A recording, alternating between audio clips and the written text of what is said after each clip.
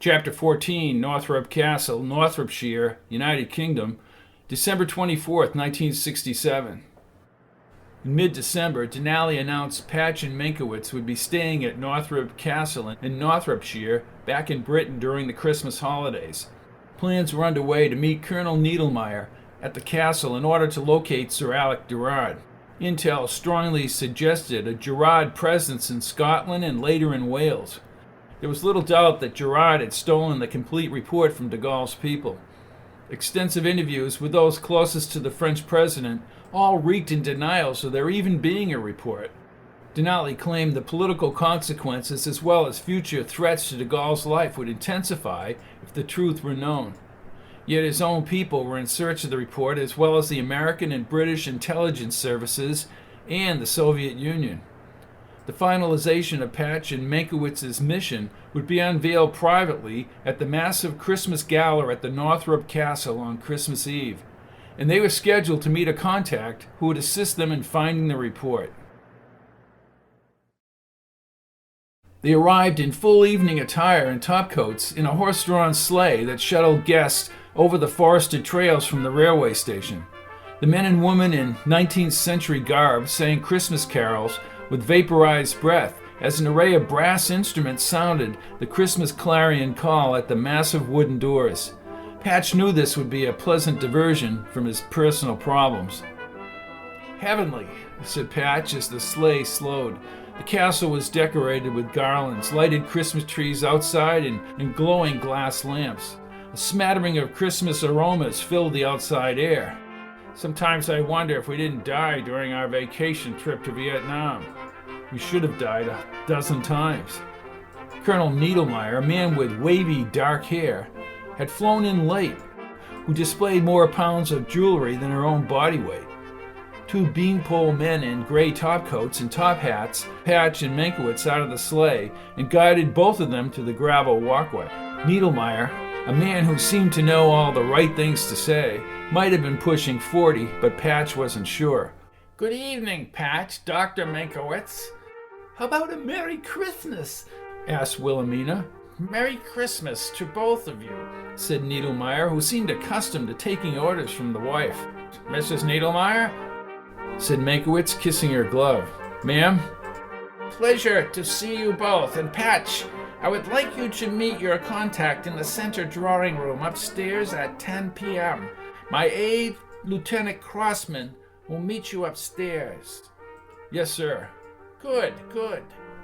They were all escorted into the warmer air, complete with a plethora of delightful smells. Inside at the tables and in the presence of the largest evergreen Patch had ever seen were 200 to 300 guests. The crowd noise was extensive, and there were more types of food than Patch could decipher. Something bothered Patch about being here. Maybe it was his suspicious nature, or perhaps he'd become cynical. But the adrenaline was flowing.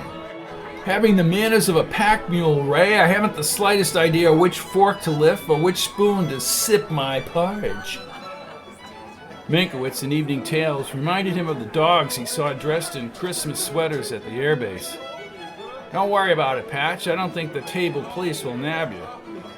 Patch smiled and panned the tables with their center glass sconces and various ornaments that twinkled from the overhead chandeliers. An odd feeling, call it a sensation, or maybe it was the festivity of the season, came over him as he studied the rich and probably famous.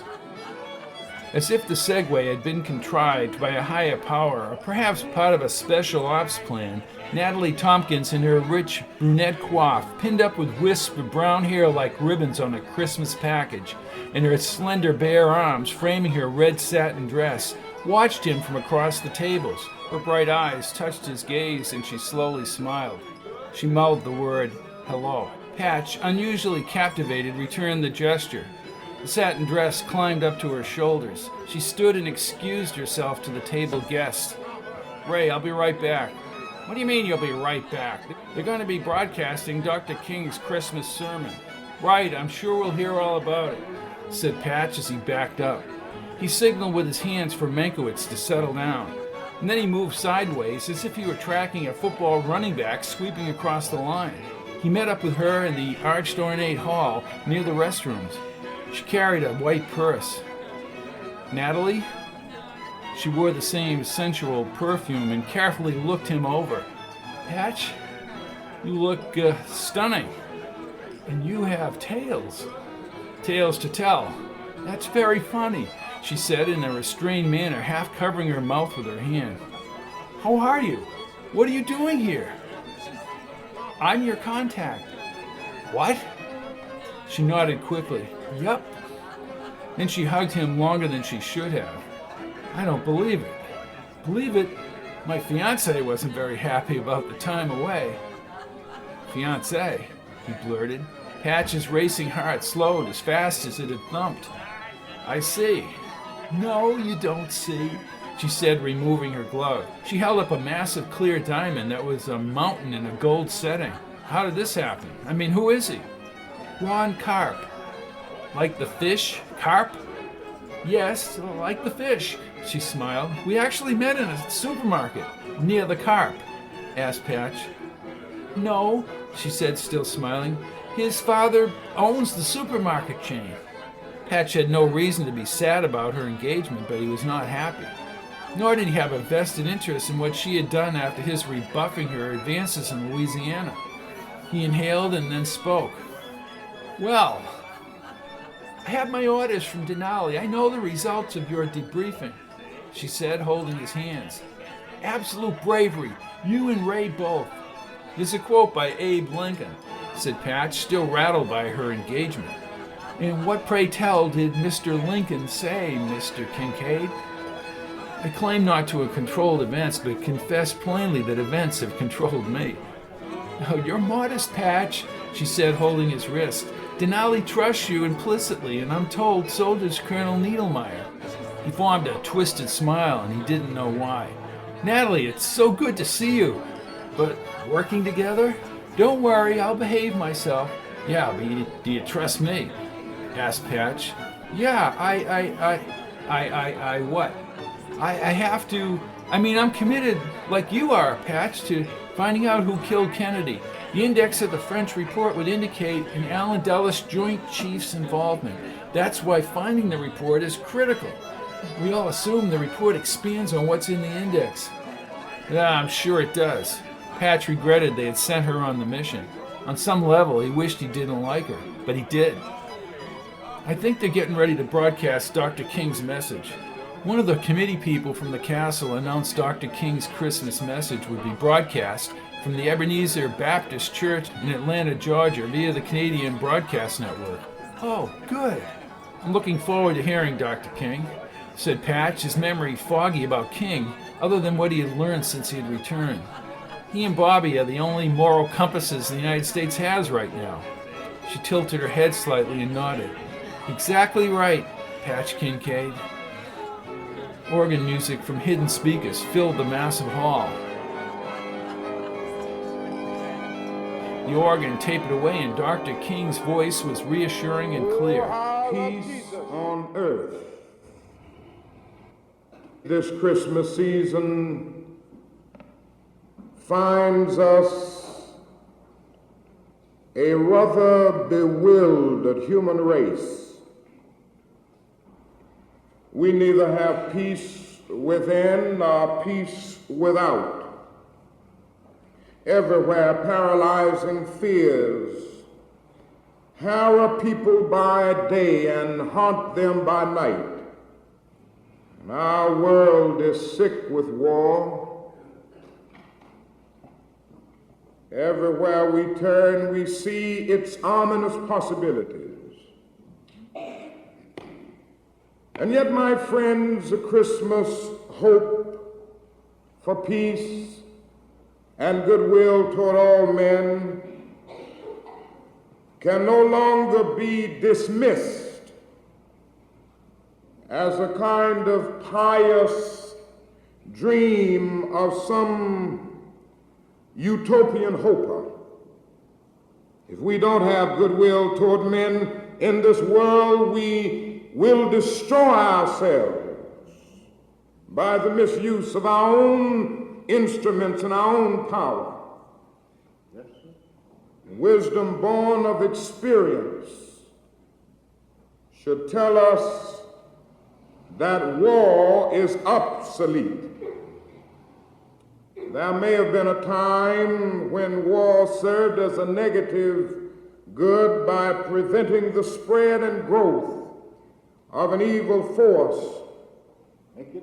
But the very destructive power of modern weapons of warfare eliminates even the possibility that war may any longer serve as a negative good. And so if we assume that life is worth living, if we assume that mankind has a right to survive, then we must find an alternative to war. And so let us this morning explore the conditions. Amen, said Natalie through the applause. Do you believe in God, Patch? What? Asked Patch, still stunned. He was working with Natalie. Do you believe in God? Patch paused and opened his eyes wide. The short answer is yes. The long answer is I have no idea how he does what he does or why he does what he does. I can understand that, given what you've been through, she said, looking up at him as the applause continued for King's Christmas message. What about you? Yes, and I believe in divine providence. Even though there are rough times and certainly unexplainable things happen, perhaps you'd like to go to the midnight Christmas service. I think we'll need divine intervention if we're going to work together, he said, and they both laughed. Experiment with nonviolence in all areas of human conflict. And that means nonviolence on an international scale. In her red satin dress, she had an aura of beauty that he had overlooked. She faced him as the applause tapered off. We have a briefing with Colonel Needlemeyer at 10 p.m. in the center drawing room upstairs. So I've been told. I haven't met the colonel yet. She continued the habit of looking him over and pressed her lips before she spoke. I'm glad you're all right. Thank you. She tapped his wrist. I'll see you then. The more we're going to have war in this world, the judgment of God is upon us. Yes,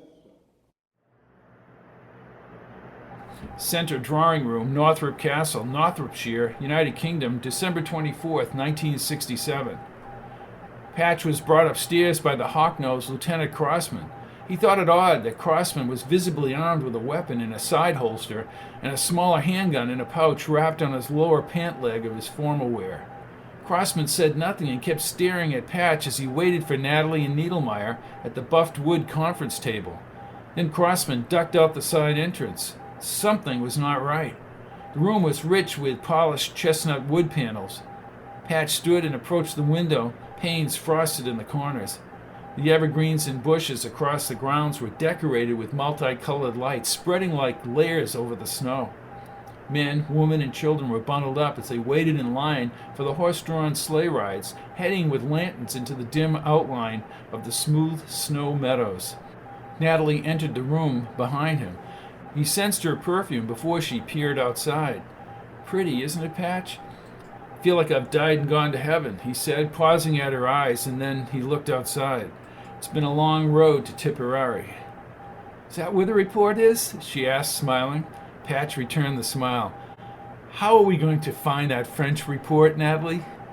They have leads, and besides, Denali has great confidence in your abilities. He doesn't blame you for the Xerox machine fire. Patch flipped a half smile. Right. Will Denali be involved in this meeting, by phone? I don't think so, she said in a low voice. Patch nodded and held her forearm. I know what you're thinking. No, you don't. You think that I don't want to go after the report with you. She shrugged her shoulders. That's not it, Natalie. Really? Really, said Patch, placing his hands on her shoulders. I just want some organization so we don't get killed. She gazed into Patch's eyes and spoke slowly. He turned when the constrained voice of General Niedermeyer, minus the wife, filled the conference room. Good evening, Patch and Natalie. Natalie's face froze, her skin pale as she watched Niedermeyer. Niedermeyer closed the heavy doors to the upper hall. Patch stepped back as the broad-shouldered colonel walked as if he had a sprained ankle. He removed his hat and Natalie gasped under her breath. Niedermeyer straightened his wavy hair and then placed his black briefcase on the table. What I am going to discuss here tonight is obviously classified. Yes, sir, she answered. Thank you both for your service. I would like to read you a Jack Anderson meeting with Deluge of the FBI after his interview with Garrison last April. He popped the lock and removed a stapled piece of paper. Patch held the paper up for Natalie. She was breathing unusually fast, as if she had been jogging. I'll read it, sir, said Patch. Thank you, Patch. Jack Anderson on Jim Garrison, Tolson Deluge memo of 4467. Subject, assassination of President Kennedy. Jack Anderson came to see me at 11:55 today. He just returned from New Orleans at the invitation of District Attorney Jim Garrison. He interviewed Garrison for approximately 6 hours at his home. Anderson and Garrison later had dinner at the Latin Quarter restaurant in New Orleans. Anderson stated that he went to New Orleans fully prepared to present a hostile viewpoint to Garrison. After listening to Garrison for approximately 90 minutes, he began to believe Garrison's story.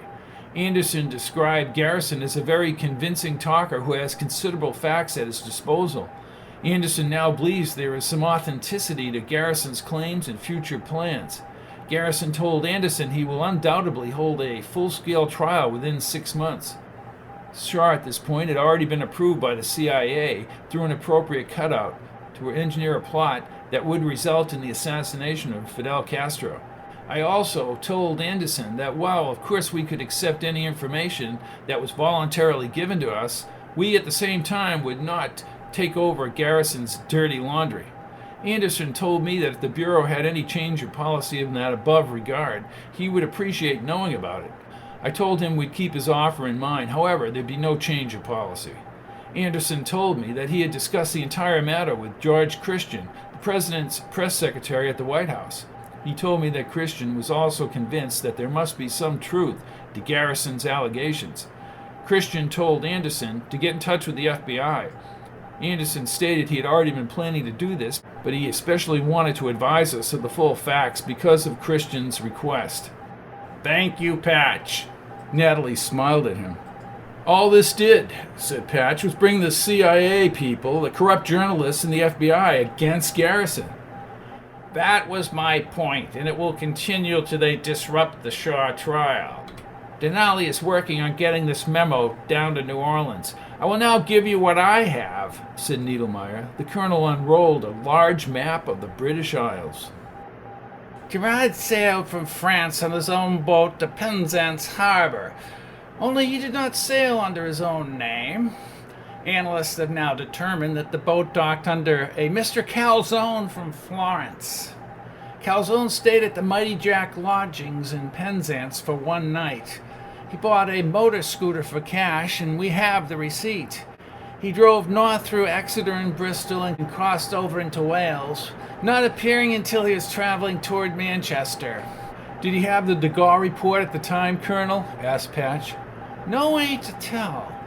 They avoided Liverpool and took a roundabout way to Manchester, and the end of the main journey brought him through Preston straight into Scotland.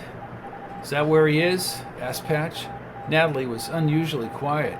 He was in Edinburgh and Glasgow, and about a week in each city. Then on September 3rd, he goes off the charts. No sign of him anywhere. During the summer, Gerard stole the report from a private residence in Algiers. He impersonated one of the kitchen staff, and apparently portions of his meals were quite tasty. It allowed him to access the private basement vault, which he cracked himself. Gerard is a superior individual. How did Dubrow get the index? Patch asked. Dubrow was given copies should there be a problem by the de Gaulle group 2 months before. The vault was in a private residence. Supposedly, no one knew about the report being in the vault. And what makes you think we're going to outsmart somebody like Gerard and find the report? Asked Patch. Niedermeyer erupted. That report, Captain Kincaid, will unlock the Kennedy assassination. Just a question, sir. What about the investigators that wrote it? Just bring them to New Orleans. We can't do that. Why not? They're all dead. They were killed the same day that Dubrow and the others were killed. You don't have to take this mission, either of you. There's no one else we can trust to get the report to the only legal investigation of the Kennedy assassination. I can only tell you it will be in the countryside under an assumed name. If you are not obsequious in your public search, nothing will happen. I want to contact Denali. Is there a problem? Asked Niedermeyer, looking up in astonishment. Yes, began Patch, raising his voice. He sensed something about this operation was not right. I want to speak to Denali. Niedermeyer's face reddened. You don't need to talk to Denali. Hey, wait a minute. I don't have to do anything. I'm not in the military, Colonel. Niedermeyer's icy cold eyes provided a hint into his character. What Patch is saying, said Natalie in a shaky voice, is we're looking for support and organization. Niedermeyer pressed his lips. Your mission will commence tomorrow at 9 a.m. Lieutenant Crossman will drive you to Falmouth, where we will have a boat ready for the trip to Penzance. Natalie's face remained ashen and motionless. I want to talk to Denali, growled Patch. Meinkewitz and I have been through hell, and you can't even put me in contact with the man leading the network? Niedermeyer pushed his lips together. Very well, I will be right back. When the doors closed, Natalie held Patch's arm and spoke in a whisper. Patch, he's the man who beat Sutcliffe outside the zoo. That limp. Over here, down the side stairs, said Patch, leading her toward the door, but the door opened. Crossman burst into the room with a handgun pointed at Natalie's forehead. Patch dived forward and managed to careen into Crossman's shins, knocking him down the steep wooden staircase. One of the guns tumbled ahead of Crossman. As the lieutenant raised his hand to fire with the other gun, Patch fired once to the head. Crossman was thrown back and tumbled motionless into a blood-splattered pool near the bottom of the stairs. Down here, Natalie. Shut the door. He's dead. Crossman was there too, Patch, in New Orleans. Listen to me, Natalie. Go to the hall, walk over to the coat room, and get your coat. He gave her his ticket. I have a black ski jacket. Meet me back here on the stairs. You saved my life, Patch. She kissed his cheek and entered the huge hall, buzzing with conversation. Patch looked for Meinkewitz but didn't see him. He shut the door and stuffed Crossman's body into the supply closet. Without thinking, he removed 2 clips from Crossman's pants pocket and shut the door. Again, he checked the hall and panned hundreds of people for Meinkewitz. Natalie, in a fur coat, draped his parka over her arm as she started around the perimeter. When the staircase's upper doorknob turned, Patch nixed the lights and slipped into the hall. They merged up front. Patch held her hand in the entrance hall, now darkened, but filled with the white lights from a dozen trees, and they were escorted out the front door. Snow fell lightly. There was a line for the sleigh rides as he moved to the right. Where the hell is Ray? He kept panning for Meinkewitz. Damn, how do we get out of here? Asked Natalie, scoping out the perimeter. That second sleigh, said Patch. Patch removed his wallet with the cash he had received at NATO. This way, Natalie. Patch approached the mustached driver before he got close to the line. I say, the line is over there, sir. Sir? Patch held up the money. 1,000 smackers, said Natalie. Good God! He smiled at the cash. Old Freddy never turns down cash. How could I turn down 1,000 pounds? Where do you want to go? Penzance. The only road is through the meadow and woods, sir. Take it. Patch helped Natalie inside the sleigh. Thank you, Fred. Fred stared at the cash. Oh, my pleasure, sir. Wherever you want to go, he said, flipping the bills. Natalie pulled a blanket over their legs and the sleigh jerked forward. The driver brought the large horses in a wide loop behind the mammoth trees along the snow-covered field. I see it now. Ray and I weren't supposed to get away from Algiers, said Patch. Niedermeyer was in on the attack. You think he coordinated with Finch? Exactly. We need to get Meinkewitz and leave, said Patch. Patch, we can't go back there. You killed Crossman. All hell is about to break loose when they find him. Meinkewitz is clever. We have to assume he'll figure this out and escape. He will. They were moving steadily in the field and were some distance from the glowing light around the castle. The driver stood in the front perch. Patch and Natalie were seated on a soft cushion in the sleigh's seat in the rear. Bells jingled on the horse's harness as the sleigh glided along the snow through the woods. With each breath, the horses sent a steamy swath into the snowy air. "How far do you want to go, sir? For 1,000, I'll bring you to Eddington." "How far is that from here, Fred?" About 25 miles, sir." Patch handed him another 100. "Ha! Eddington it is! There are trails through the forest, sir." "Good. Thank you." They glided under the gentle snow through the tree tunnel trail. "It's so quiet out here," said Natalie in her fur coat and matching hat. Patch wore his dark ski parka, stocking cap, and leather gloves. "Just the sound of the blade cutting through the snow." "And the grunting horses," said Patch. She produced a captivating smile in the dim storm light. 2 lanterns highlighted the snow branches, making the pathway appear to be in another dimension. "So tell me, Mr. Patch, how does a monkey take down one of the CIA's best agents?" Finch had a bad day. She had a genuine laugh.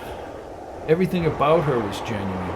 Even when she was upset about his rebuff back in Louisiana, there was nothing phony about her. They're shipping him to Walter Reed for the infection and possible plastic surgery. So, his pretty boy looks were compromised. He'll survive.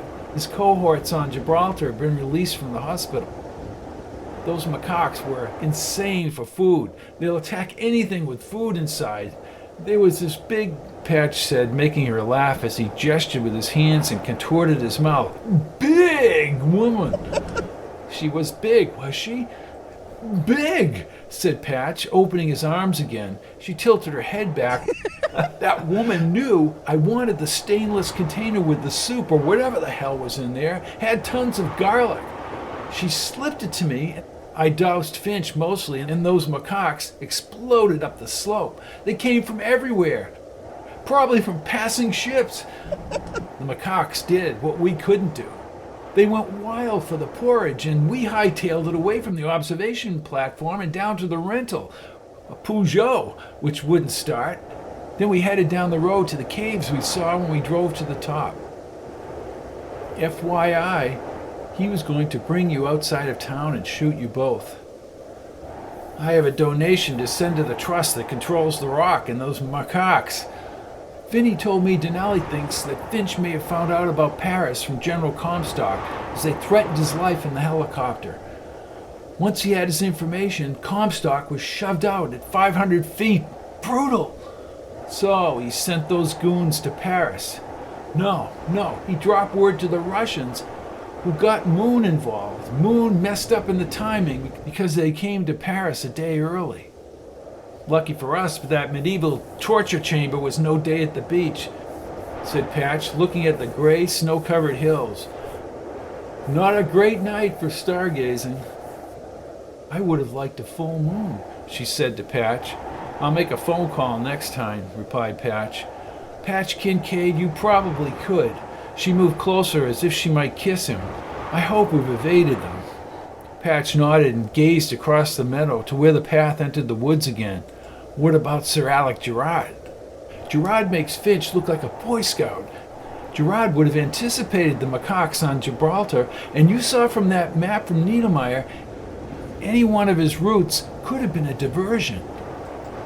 And he sold out, or he will sell out, said Patch. Where does that leave us? I told you I'm engaged, she said, still close to him. No, mon ami, not that. I still want to find Gerard in the report. I could crack open the plot. The Joint Chiefs must be questioned. There are leads in both Scotland and Wales. Doesn't mean the report is in either of those locations. The report could be anywhere, said Patch. And what does Bellini have to do with this? That is a tough one. Yes, it is. Why would you take this assignment, Natalie? You had feelings for me. She leaned forward. He could feel her breath on his lips. And you had no feelings for me? He nodded. I'm fighting those feelings right now. Why? I don't know. It's obvious I'm not going back, he said as the sleigh continued through the quiescent woods. Hold me, Patch. Patch slowly pulled her closer. He kissed her forehead, then he ran his hands down her chilled cheeks. You're going to catch cold. I don't think that's going to happen, she said as she kissed him for the longest time. She nestled her head against his cheek, their bodies warming each other. There's another side to this, Natalie. Should we really be involved in tracking down one of Britain's top spies? Seriously? I guess it all depends on how much we want to find out who killed President Kennedy.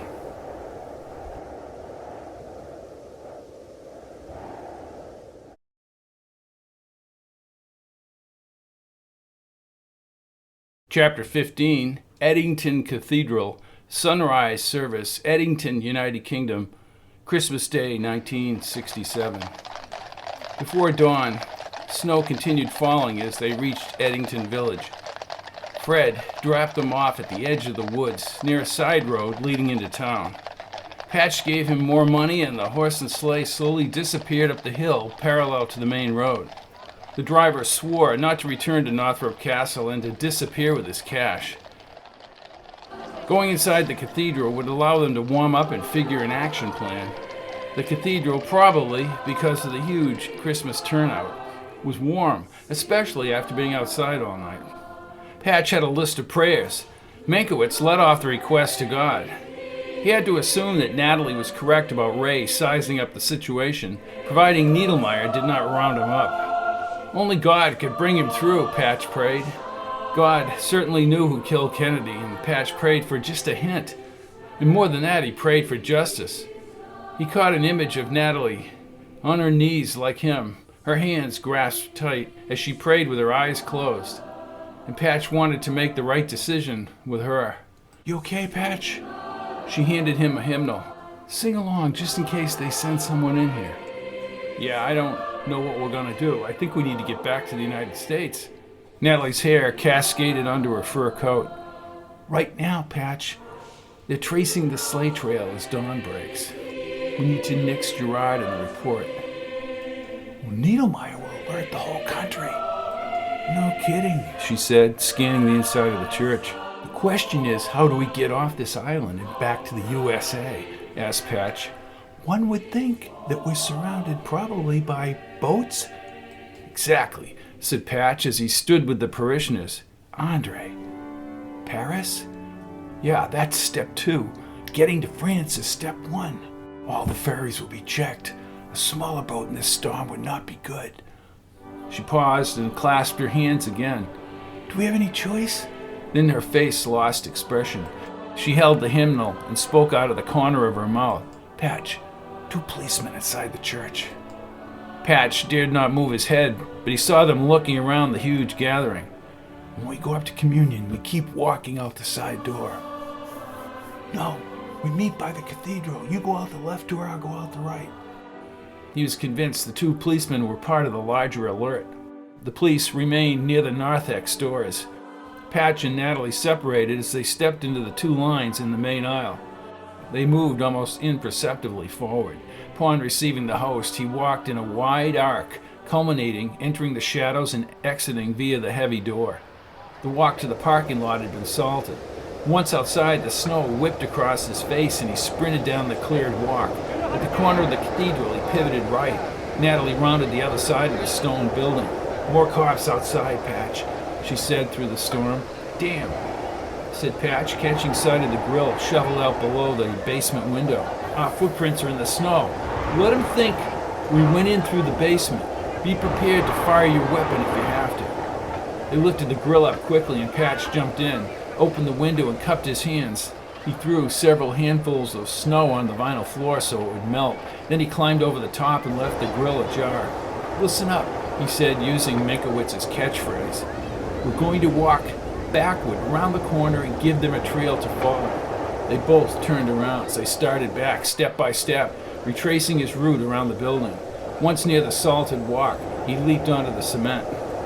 He took her hand and they ran into the parking lot. They began running faster. until they were out of sight, away from the cathedral. Patch called out as they darted down the side roads. Now, just the small matter of getting a ride to the shore. The snow beat down at an angle from the racing clouds tailing inland over the cityscape snow. Patch noticed an occasional policeman meandering down the main road, which was odd on Christmas morning. She continued holding his hand, but stopped when a gaggle of cops congregated along the opposite side of the street.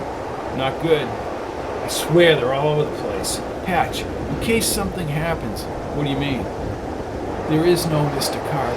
Patch paused and was not surprised. Well, happy days. Phinney's idea, she said, removing the ring. Cubic zirconium. Oh, come on, Phinney. He wanted me in this, but he didn't want anything to start between us. Well, it worked. He took her by the hand. Breakfast aromas filled the alley as they hiked up the powder-packed hill behind the street businesses. Ahead, a battered brown truck marked produce was backed up to a chipped concrete loading dock. A pudgy man in a loose white stocking cap emerged from the building with an empty hand truck. A mass of bristly gray whiskers covered his rosy cheeks. Emblazoned across his work uniform in bold white letters was his name, Tony. Good morning. Morning, said Patch. We're being chased. How do we get out of town? What you do, rob a bank? You don't want to know, said Natalie. I suppose not. He stroked his chin. I ain't getting involved. Fair enough. Patch pulled out his handgun. Get behind the wheel. Hey, put away the heavy artillery, he said, lifting the hand truck inside the back of the produce truck. Then he pulled down the rear door. Where you want to go? Paris, said Patch, and the driver laughed. Oh, yeah, just my luck. What'd you do, swear at the Queen? This is an intel operation, said Natalie. Yeah? He asked, producing a burst of humongous incisors. Let's go, said Patch, walking him to the driver's door. The snow accumulated on his brown work coat as he held the door handle. Even if you wanted to, the ferries are down. Seas are real rough. Patch looked at his baggy eyes. In the truck, Tony. Tony positioned himself behind the wide wheel as Patch climbed in the passenger side next to Natalie in the middle. The wipers pushed the snow off the windshield glass and the motors made a weird winging sound as Patch wiped the snow off the side mirror. How do we get over to the channel, Tony? Asked Natalie. Merchant Navy, but you'll have to go to the coast. You need a connection, any of those ships. Right. Natalie leaned toward Tony. We just need to cross the channel. We have money. Well, then you got a driver. I can deliver you to Portsmouth. The storm intensified near the coast. At mid-morning on Christmas Day, Tony crept in low gear into the village outside Portsmouth, only stopping to fill with petrol, paid for by Patch. A few minutes later, the outlines of vessels materialized through the snow falling along the docks. The truck engine rumbled as Tony shifted gears. Portsmouth, as the world oldest dry dock, and its English first line of defense against the French. The invasions, 1545. Yeah, well, what about 1967, said Pat. Captain Aikenberg, the vessel is the Seacord. I deliver here every 3 weeks. Great. Dock 11B. Great. Thanks for your help, Tony. Thanks for your cash. Patch flashed a smile and Natalie gripped his shoulder. You can thank God for the storm, Patch Kincaid. No kidding, said Patch, still worried about Meinkewitz. Even if he were resourceful, Meinkewitz would have to face a crazed Needlemeyer because of Crossman's death, and he might not be privy to Patch and Natalie escaping the outer clutches of Baker Finch's possible infiltration into the Milky Way network. I can leave you off here near the bars in a coffee house, said Tony. 11B, 2 blocks ahead. Tony, said Patch. He handed more money to the driver. We'll be back. Do you always work in Eddington? Except when I take a beach holiday in Portsmouth. Not today. Patch got out of the truck with Natalie. As the snow pelted his coat, he leaned inside and passed additional cash to the driver. We'll look you up when we get back. Just keep quiet and there'll be more cash for your services. Good luck. We'll need it, said Natalie. She stood on the curb next to Patch. The brown and yellow truck produced a prodigious burst of exhaust and roared into the storm. Patch guided her across the street to the shipping docks. He wasn't sure whether anyone could cross the channel on a day like today. He held Natalie around the waist and they leaned into the wind as they marched forward. The entire tactical situation ran like a computer program in his head. Patch knew he could trust Andre, but Niedermeyer may have already alerted Baker Finch as to their escape. Now he knew that Niedermeyer was clearly a threat to Denali and the network. If Denali was disabled or killed, the entire pushback against the forces that murdered Kennedy would collapse.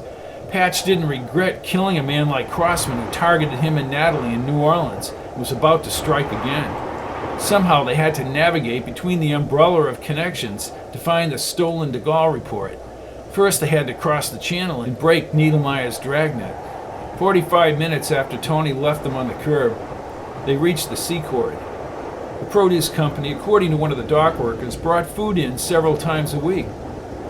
Although Patch considered himself a faster talker than Achenberg's driver friend of 26 years, it was Tony's friendship with Achenberg that might secure them passage on the Seacord to the coast of France and Le Havre. In 2 hours, they could be on a ship confronting the Channel waves. They mentioned Tony's name and passage to France and then waited for Achenberg to be on the Seacord's bridge. Natalie leaned on Patch's shoulder as they sat on a metal bench in a small corner of the bridge, facing the other boats on the dock. Even in port, the boat rocked with the waves. "We'll be packed between the tomatoes and the lettuce," said Patch.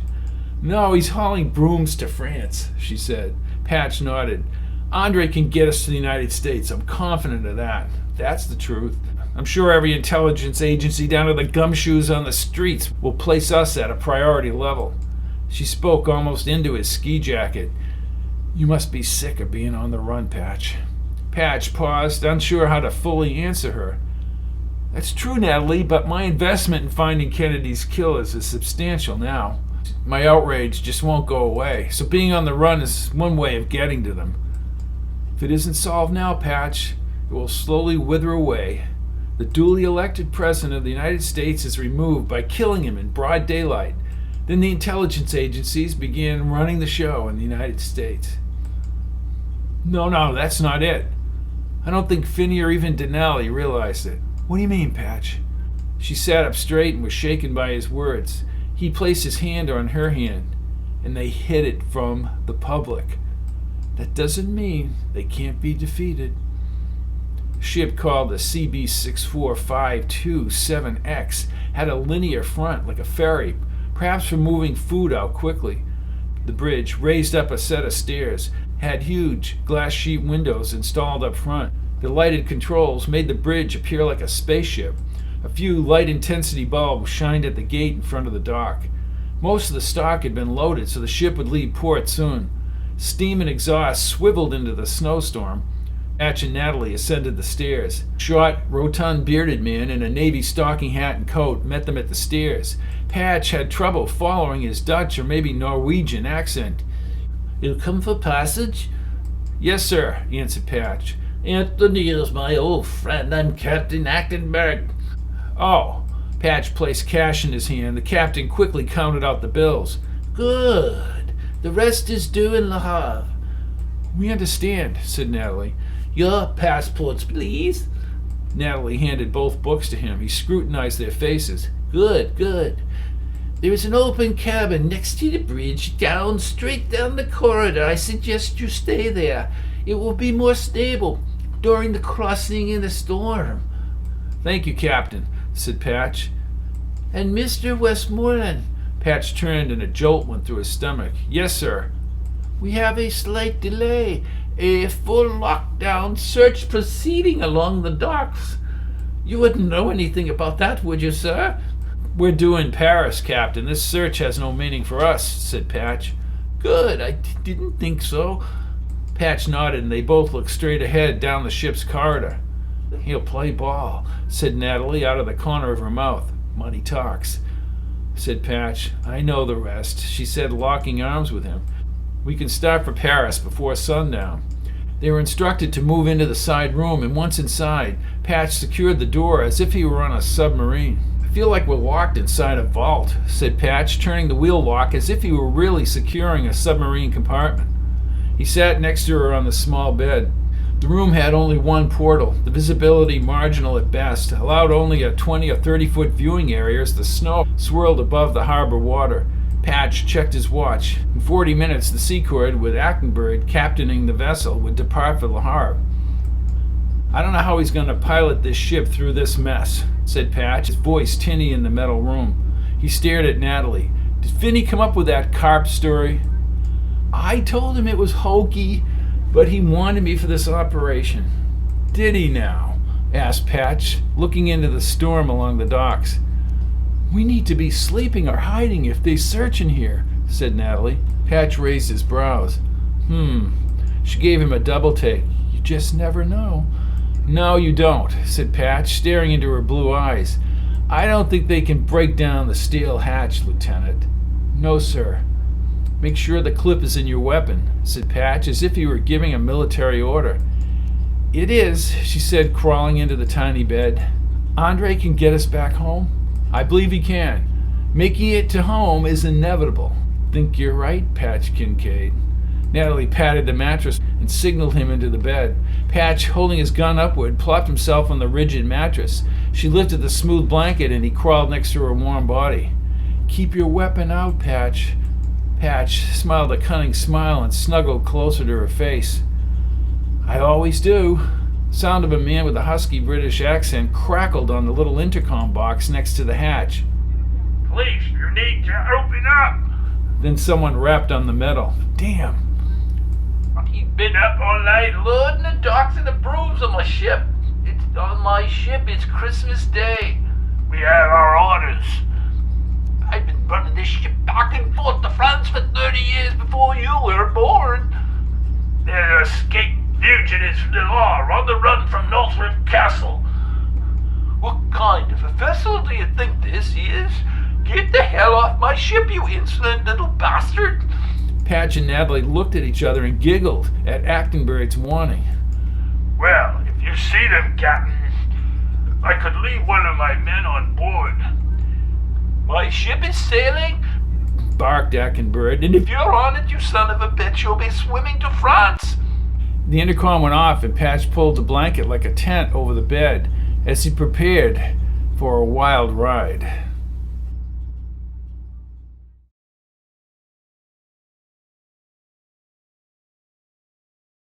Chapter 16. Off the coast of France. Ackenberg turned the ship's wheel as Patch and Natalie slithered onto the bridge. Patch, after 3 hours of the ship rocking and tossing in the channel, was stunned that the sun had broken through and the seas had become calm. Well, nice of you to join us." "Guess we fell asleep," said Patch. Ackenberg stepped forward. "Both of you, get your shit-eating grins off your faces. I know what you were doing in there." He spoke directly to Patch. "You know, I'm from Amsterdam. You can get just about anything you want in Amsterdam. I've seen it all, but this is a first. With all of Great Britain on your ass, you two go in there and pound the pavement. Was it worth it, my dear?" he asked Natalie. Natalie scrunched her neck and nodded with the same type of grin the captain had described. "Well, your troubles aren't over yet. My radio man tells me there are French and international police all over the docks at Le Havre." "Damn," said Patch as Natalie squeezed her stocking cap over her auburn hair. "Ackenberg does not like the police, and they do not like Ackenberg," he said. "You will launch one of the emergency boats and head for the Seine." "Excuse me?" asked Patch. "The Seine, you fool! It empties into the channel." "Oh, the Seine." "I am only saying enter the Seine for a few kilometers and then reach Paris by some other means. They will waste their time checking vessels at Le Havre and other cities." "But your emergency boat," said Natalie. "A small price to pay rather than getting caught hauling desperados." He shuffled to the huge wooden ship's wheel and then turned back. "I was young once too. Amazing." Natalie zipped Patch's parka. They both swung toward the French shoreline, drenched with the late afternoon sun. 3 members of Ackenberg's crew lowered an inflatable life raft onto the ship's deck. Patch had slipped the captain additional money something the weather-worn seafarer had probably expected. At precisely 3:30, he assisted Natalie into the boat, still on deck, and they sat in the rear next to an outboard engine. He figured it would only take 15 minutes to get to the mouth of the Seine. Though the biting air stung his skin, the wind gusts had stopped, and the seas were relatively calm. Linear thin clouds occasionally showed up on the horizon. As the lifting cables whined and they rose a few feet off the deck, Natalie nudged his forearm as she pointed east. Helicopters, Patch, 3 of them. Patch assumed the dark olive choppers were military. I don't think they know we're on this vessel. Achtenberg and his first mate came racing in from an inner hatch. The engine came to a halt and the raft swayed around 15 feet in the air. A whooshing sound followed and they were lowered back to the deck. The helicopters were closer to the ship than the shore. "What the hell is happening?" asked Patch, his hands cupped. "We are screwed. These helicopters have lifted off from a base in France. You do not want to be in that raft." "What are they saying?" asked Natalie. "They are silent now, which is not good," replied Achtenberg. Patch now heard the synchronized rotor blades less than a few miles away. The sunlight brightened the exterior green shell. "Then I suggest," said Patch as he stepped onto the deck, "that we wait until these morons tell us." Natalie grinned at Patch's bravado. "I can bring you downstairs." "Don't bother, these people will find us." Natalie held his arm. In 5 minutes, the blades whirled strong gusts around the deck from 50 feet up. 3 groups of men in military fatigue scrambled down the ropes onto the open deck. All of them had rifles and knew immediately to surround Patch and Natalie. "What the hell are you doing?" snapped Patch as the rotor blade barrage continued. "You will come with us," said a helmeted man in his 30s as a wide basket was lowered from above. "Who do you represent?" asked Patch, shouting to compete with the blades. "You both step into the basket and be brought up for transport." "Transport where?" she asked as the yellow basket touched the deck. The man did not reply, confiscated their weapons, and then motioned with his rifle. Patch followed Natalie inside the basket, and at once they were hoisted above the deck with Achtenberg and his crew looking skyward. The air inside the body of the helicopter warmed his skin. "Who are you people?" "I suggest that you take a seat, my friend, and enjoy the ride," said a soldier in an olive uniform and red beret. Patch put his hands on his hips. "What? Where are we going?" asked Natalie. "Not for you to worry about." She leaned toward Patch. "They could have shot us on the ship." Perish the thought. They kept a straight line paralleling the beaches and veered south over the countryside. Patch thought he saw the outline of Paris's buildings and the Eiffel Tower to the east. Natalie, her head on Patch's shoulder, sat up, encircling a smaller town with narrow roadways and older connected residences. It was not until Natalie spoke that he understood where they had gone. "The cathedral, Patch." "Why here?" "I'd say we're going to meet someone. They're not just bringing us to kill us." Patch nodded as he studied the pointed spires of the shot cathedral. They began a slow descent onto an open grass area in a wide park. When they touched down, the soldier from the deck advised them to walk down the ramp. More soldiers opened the ramp hatch, and the outside sunlight flashed over the wall. The soldier extended his arm, and Patch and Natalie marched down the ramp into the park. Again, almost instantly, the chopper rose upward as the hatchway closed. A warm wind quickly subsided as they crossed the grass to an iron fence with a boulevard beyond. Andre walked alone through the gate. Patch escorted Natalie diagonally across the grass. Andre wore a long, lightweight brown leather coat and a feathered cap. He stopped and slipped his hands in his coat pockets. "Bonjour, Patch and Mademoiselle Tomkins." "How did you know we were on that vessel, Andre?" "Well, of course, we have followed you since Gibraltar. Because of the confusion on the docks in Portsmouth, we were unable to reach you until the vessel had sailed to Le Havre. My office was alerted and we decided to fly you out."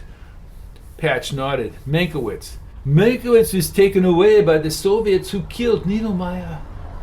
There was shooting around Northwood Castle." "Come on," said Patch, feeling as if his heart had stopped. "Is Ray dead?" "I don't know. I don't think so. We had people search the area. Niedermeyer was shot. There was blood in the snow. Patch closed his eyes and Natalie squeezed his hand. Are you telling me Ray is dead? No, I am not. We are locating witnesses. There weren't many. Precisely what happened is not clear. Let's just wait till we know. I must remind you both that you will be killed on sight by a number of intelligence agencies. Niedermeyer was CIA, said Natalie. Andre wagged his finger. No, he was not. He was American Army Intel. Finch and CIA are probably scratching their collective heads right now. Andre observed Natalie putting her arm around Patch's back. Why wouldn't the Russians? Why wouldn't the Russians just pay for the report? You'll have to find Svatek first, Mademoiselle Tomkins. Patch looked down and then up quickly. Now what? Asked Patch, still furious about Meinkewitz. Just what happens now? Where's the report? Presently, I do not have answers. Great, said Patch as he walked around 10 feet away. He kept shaking his head. Andre caught up to him. We can bring you wherever you want. Patch turned in the late afternoon sun. So we can be traced and murdered? We will get you out of France right now. You will be back in the United States this evening. Patch snapped back at Andre. Back tonight. Impossible. Don't toy with us, Andre. There is a test flight tonight. You probably don't know, but the French supersonic airliner, the Kincaid, was presented at us on December 11th. It will get you to New York City by 11 p.m. local time. The Concorde? Asked Natalie. I'm aware of the Concorde, said Patch. I would strongly advise you to be on the plane. Too many people want you dead. Do not stay in Europe. How do we leave New York without an armed escort from CIA?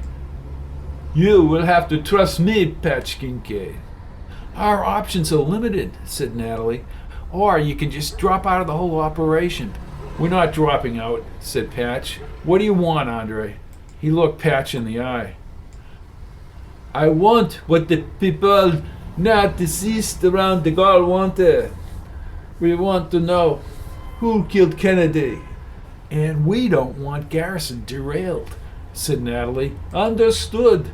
Then he smiled. My driver is waiting. We will fly you to Toulouse and then to New York on the test Concorde. Patch again nodded. Deal. Natalie nodded to him. Deal. Very well. Thanks for getting us off the ship, said Patch. My pleasure. I wouldn't want to break up your budding relationship. Patch smiled, holding Natalie tighter. Andre, you are so French.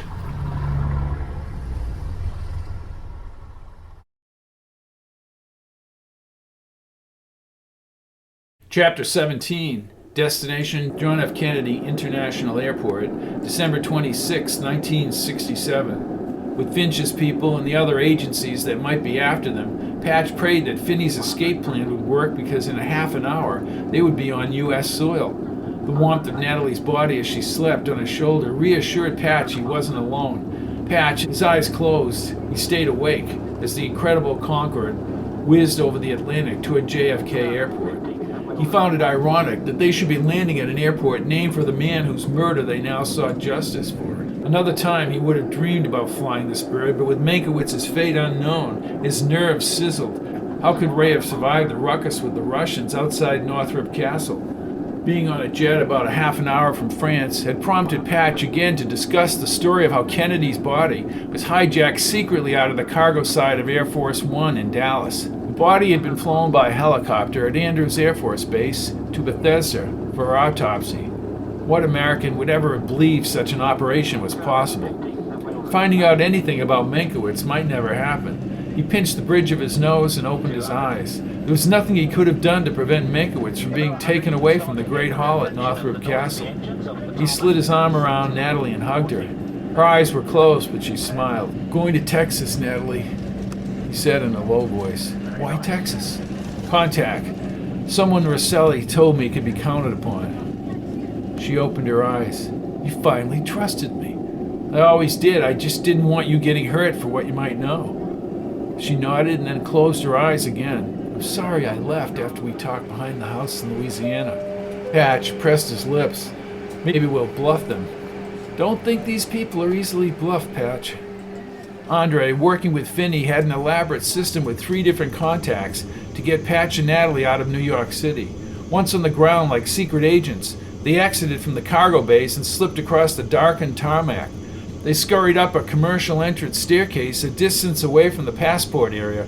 Once inside a service store, a taxi cab with a $1 bill in the window and driven by a man named Chili brought them to LaGuardia Airport. After a midnight flight to Oklahoma City, they boarded a puddle jumper to Dallas. Love Field, Dallas, Texas, December 27, 1967. They touched down at Love Field where President Kennedy and Jackie had landed over 4 years ago, and where later the president's body was taken back to Washington. A deja vu sensation swept over him as he and Natalie held hands down the stairway. Maybe the fatigue brought back a feeling of national doom. He remembered the films he had seen in Louisiana with the president, shaking hands with the crowd beyond the fence after the red roses were presented to Jackie. Secret Service agents were all around the assembled motorcade. He had heard Johnson pleaded with John Connally not to sit in the president's car, and they told one of the Secret Service agents to back off when he tried to guard Kennedy's limo at the airport. "You all right, Patch?" asked Natalie. Patch turned and looked at her for a second. "Just feels kind of weird landing here." She locked in her arm. "I know, I feel the same way. Where is Moynihan?" "That's a good question," said Patch, panning the tarmac. "Maybe he's still upset about you cold-cocking him in Tampa," she said as they continued across the tarmac. "No, I don't think they think like that. He has a certain amount of respect that I pulled it off and escaped." "Phinney will be calling tonight. We don't even know where he is," said Patch.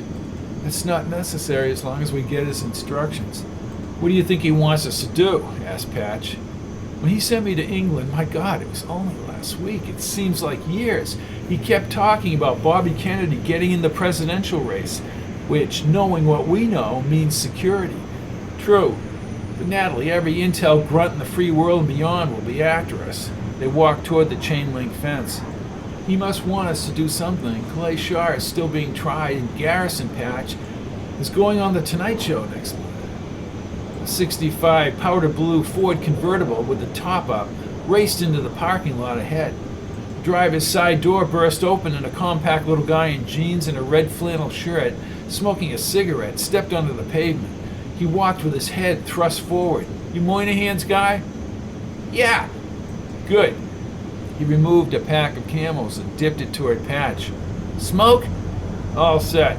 "Get in," he said, rounding the Ford, stamped Galaxy 500 on the side fender. Patch flipped the passenger seat and followed Natalie into the back seat. Spent cigarette smoke was in the air. She pushed aside empty bud cans and discarded cigarette packs. Patch wondered if the guy ever used a wastebasket. "Starlighter?" asked Patch. "Moynihan says not to give you no shit," he said as he started the car and spun out so fast that Natalie tumbled onto Patch, cracking them both up. In the mirror, he smiled between his missing teeth. His face was grooved like a carver's wood pallet. Probably a good idea. "I'm George," he said. The cigarette popped around his mouth and he spoke within a cloud of smoke. "Who are you two?" "She's Lucy, I'm Ricky." George had to think about that one. "Moynihan has a nice little pad for you guys at the Sands, like a presidential suite." "Well, that's just great," said Natalie, rolling her eyes with a grin. "What do you do, George?" asked Patch. "Whatever Moynihan wants me to do, Ricky." Natalie covered her smile. George shifted and gunned the engine. An amber quart of Coors beer appeared in his hand, and he gulped it as they exceeded the speed limit and they were only on the freeway ramp. "How far to the Starlighter, George?" "Depends how fast this baby goes, Rick." "You want some Coors? Still cold." "All set," said Natalie, opening her eyes at Patch. George had already raised the bottle to the convertible top and appeared to pour it down his throat. Then he let out an alley cat screech. "Yeah!"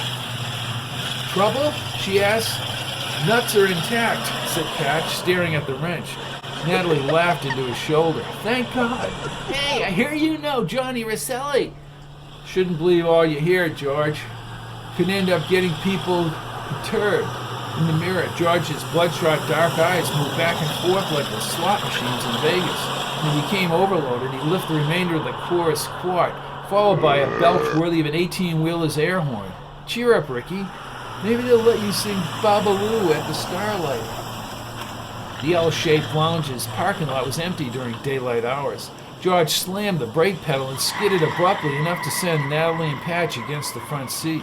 Damn, said Patch, peering over the front seat. As he suspected, the Coors bottle had leaked across the seat. Double damn. When they entered the darkened lounge, George, still zipping up his fly, barreled out of the men's room. Moynihan will catch yous el pronto. George, said Patch, thanks for the ride. Yeah, you can spot me a beer later. Patch gave him the thumbs-up sign, and George disappeared into another room with several pool tables. A door opened to the back, and the solid Moynihan, wearing shades, crossed the lounge. He didn't look up till he was a few feet away. Patch did not know how the older man would receive him. Patch Kincaid. He held out his hand and squeezed Patch's hand. Then he gave him a quick bear hug. Johnny says, you're a cat, except you got more than 9 lives. Good to see you, Moynihan. This is Natalie. Ma'am. Natalie smiled and lightly shook his hand. Johnny made accommodations at the Sands. They have gambling up there, color TVs, hi-fi. George told us. Don't tell George nothing. He can't keep his beer breath mouth shut. Don't even let him know nothing. Can I get you guys a drink? We'll probably get a late lunch, said Patch. I'll have Debbie order out whatever you want. Thanks. Johnny said you helped him out of the fryers last year, although he's screwed now. I checked it out for him. It looked clean. That was then and this is now. They're trying to get Johnny back to Italy. I'll get Debbie, he said, turning. Guy named Maddox called. Natalie's head jerked to the right. Do we need to call him back? Asked Patch. Did he leave a number? You kidding? He'll call you back tonight here in the lounge. He continued into the back room and Natalie turned to Patch. What a relief, Patch. A bouncy blonde jogged across the room and wrote their orders on a white pad and then placed the order from Austin's Barbecue. Moynihan returned a few minutes later with folders and receipts. I talked with Johnny last night. He wouldn't say what he knew or how he knew, but he did say the heavy heat is on you guys. I alerted people at the Sands and in our operation. I want you to relax. We've got you back. I know you do.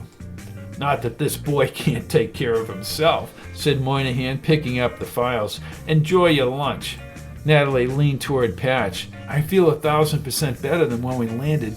Johnny won't let anything happen to us, Patch, and neither will Phinney. The band sounded as if Buddy Holly had been resurrected from the plane crash in Clear Lake, Iowa. The lead singer did not have Buddy's signature glasses, but the Lubbock, Texas twang and the gut rock and roll had the lounge rocking. He didn't think it was because of the loss of his family or the forces aligned against them that brought he and Natalie together. Moynihan signaled him from the back room doorway. Natalie took his hand and they circled the dance floor to the back room. Inside were 3 tables with overhead lamps on chains from the ceiling just above the game. Moynihan walked around the door to the side wall. Second door. He said he'd wait. Thanks. Patch opened the door to a small office with a desk and adding machines. Next to a Regal typewriter was a beige phone with the first button lighted. He picked up the phone. Natalie listened at Patch's ear. Gary Paulson. Phinney's voice came over the receiver. Thank God you made it. Is Dinah Withers with you? I'm here, said Natalie. Patch gave her a double take. Are you both all right? We are. What about you? Everything checks out. You'll be meeting with an investigator. Sure, said Patch. An investigator here in Texas?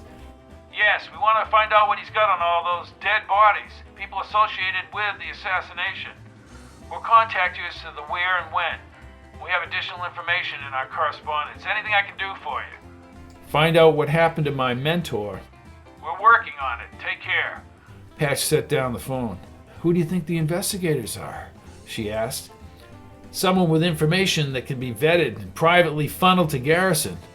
He took her hand. One more dance, Peggy Sue. Okay, Ricky. Chapter 18. Dealey Plaza, Dallas, Texas. January 11th, 1968. 10 a.m. Vietnam combat deaths. January 1968, 498. A courier handed Patch a white envelope at the Starlighter. On the outside was a typewritten order, open at destination. When they approached the pergolas on Houston Street in Dallas, Patch opened the envelope.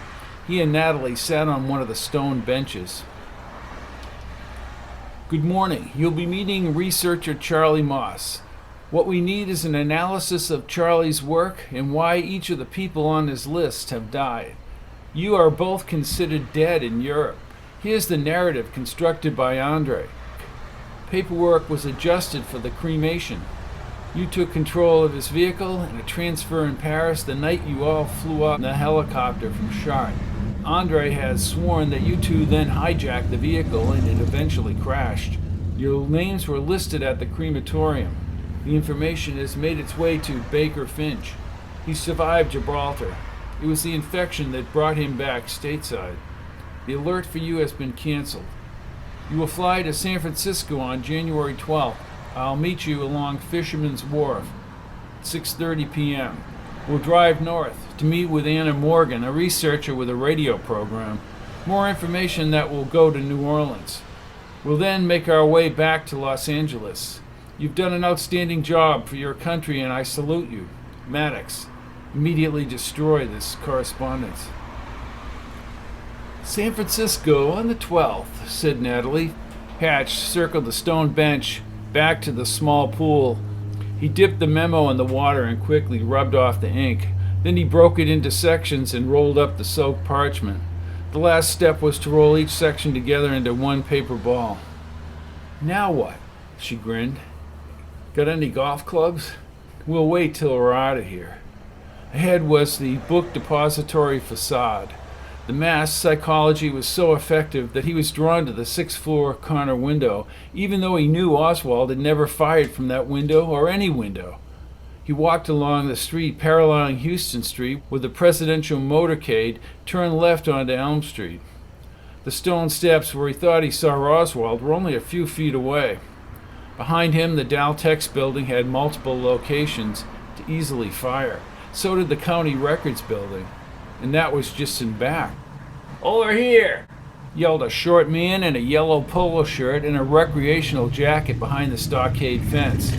You, Paulson? Yeah.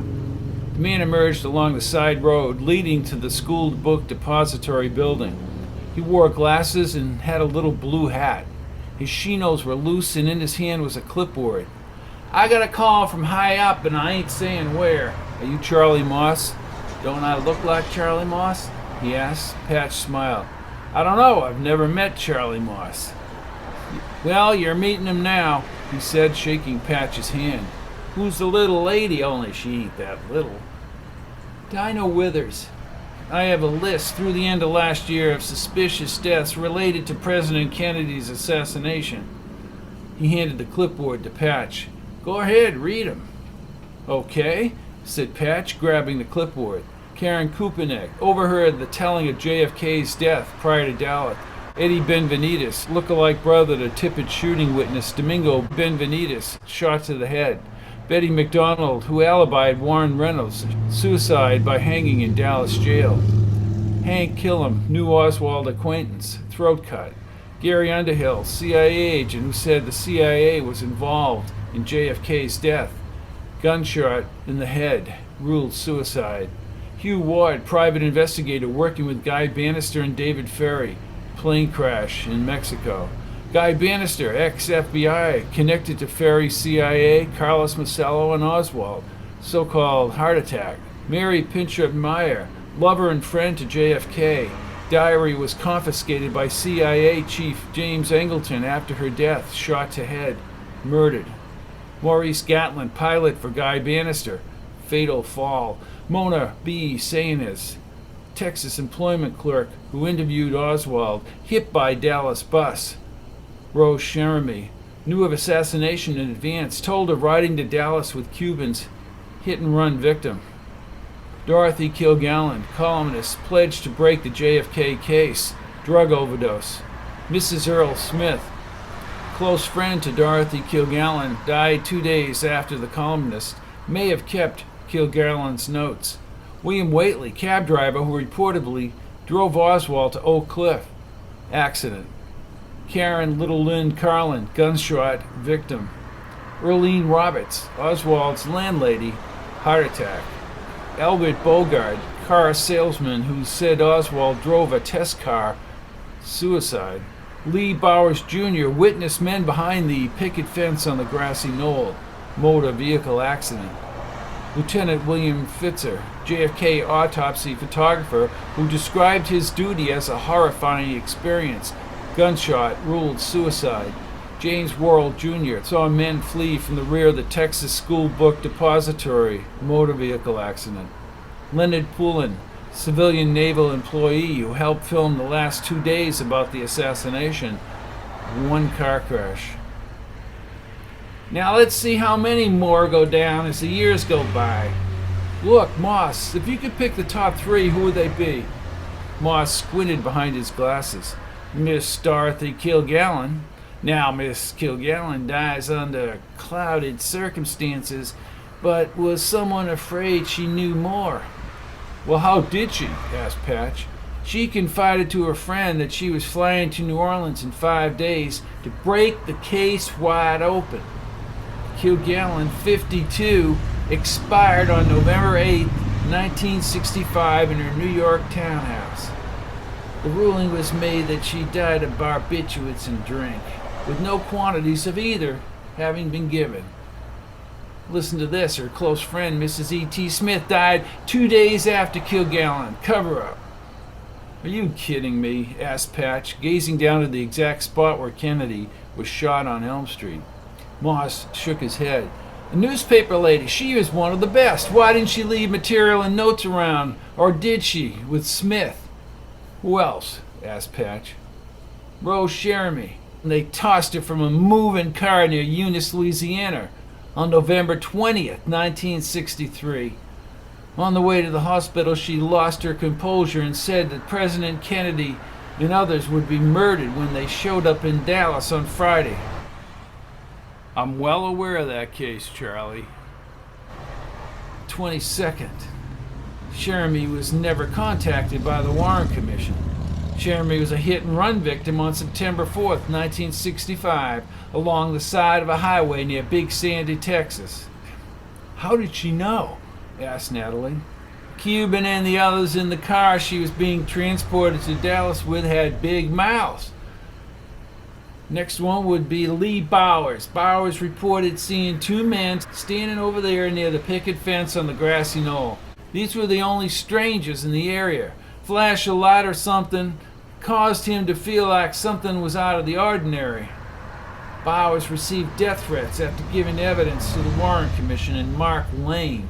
Bowers was killed when his car left the road and crashed into a concrete abutment in Midlothian, Texas. He was heading west on Highway 67, head from Midlothian to Shelburne. An eyewitness said he was driven off the road by a black car. Bowers was forced into the bridge abutment. He told the ambulance people that he felt he had been drugged when he stopped for coffee a few miles back there in Midlothian. It's pretty obvious. Have you anything else right now, Mr. Moss? Yeah, a French television reporter I know said to tell you one thing. And what's that? Bellini. Natalie turned to Patch and then Patch to Moss.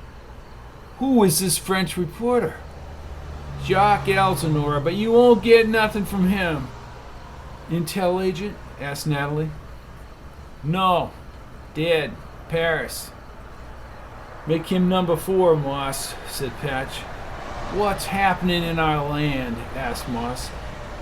How many murders of persons connected in some way with the assassination principles can go unnoticed by our people? How many lies must we prove on the Warren Commission before a demand for reopening becomes a commanding one? Amen, said Patch. You can contact us at the Starlighter Lounge in East Dallas. Patch handed him $20. Thanks, I can use all the money I can for my investigation. Anything you'd like to add, Mr. Moss? Asked Natalie. Yeah, you can't learn everything about this case. You take one thing, you concentrate on it, and research the hell out of it. Well, that's good advice, said Patch. Enjoy the rest of your day, said Moss as he climbed the Knowles' concrete steps. I think this guy is going to get a whole bunch of information in his time. Like anything else we know, if it doesn't move the consensus of the American people to find the truth, then it's meaningless. Chapter 19. San Francisco International Airport, San Francisco, California, January 12, 1968, 6:15 p.m.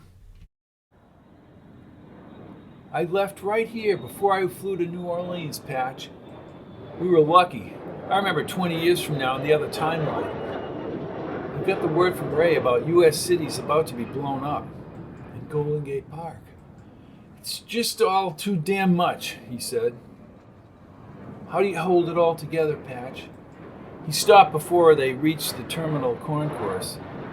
Sometimes it's better when you don't have a choice. It may hurt, but it allows you to go forward. She kissed his cheek as they started back up the incline. Phinney appeared in the concourse by the windows overlooking the tarmac. His hair was trimmed and he had added at least 20 pounds to his frame since the rescue at the Long Binh jail. He carried a large black briefcase and set it on the floor as Natalie hugged him and Patch shook his hand. Well, I can see my cubic zirconium stunt amounted to absolutely nothing. Nice try, said Patch. You're looking a hell of a lot better, Commander. And you two make a nice couple, that's for sure, he said as they started walking again. Son at 14. What was that? Personal, smiled Patch. Phinney raised his right brow and spoke with a cunning smile. No doubt. Where are we going? Stay right here by the windows while we talk. Tomorrow morning we travel to Cody, California, home of Miss Anna Morgan. Witness? As a matter of fact, she's an investigator of sorts and has a radio program. Tonight we'll be at the Wayfarer along the wharf, and I have a reservation at Catoni's. We have a lot to talk about. Denali is convinced that Bobby Kennedy will run for president. Well, I haven't heard anything about that, said Patch.